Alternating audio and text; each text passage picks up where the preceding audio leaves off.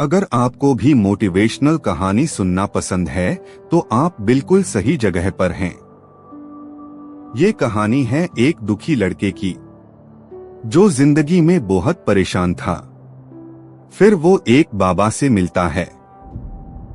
उसके बाद क्या होता है, चलिए पढ़ते हैं। एक बार की बात है, एक लड़का एक बुजुर्ग बाबा के पास जाता है। वह लड़का अपनी जिंदगी में बहुत परेशान था।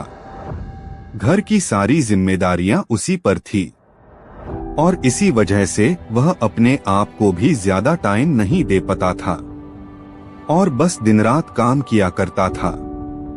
वो उसके दोस्तों और उसके फैमिली वालों को भी टाइम नहीं दे पाता था। उसके जो दोस्त थे वह घूमने जाया करते थे, लेकिन यह नहीं जा पाता था और इसी वजह से उसकी खुशी छीन सी गई थी।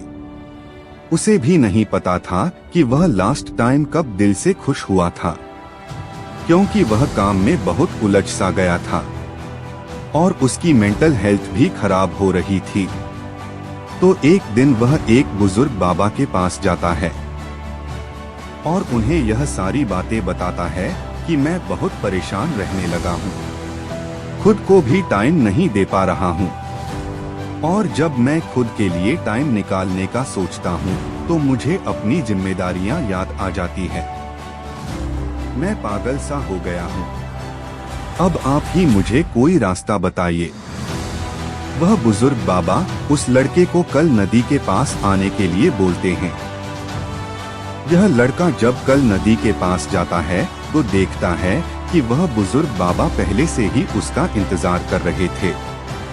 लड़का बाबा से कहता है कि बताइए बाबा, अब मुझे क्या करना है।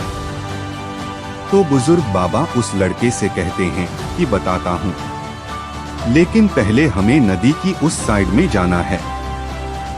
मतलब नदी की उस किनारे पर जाने के बाद मैं तुम्हें बताऊंगा कि तुम्हें क्या करना चाहिए।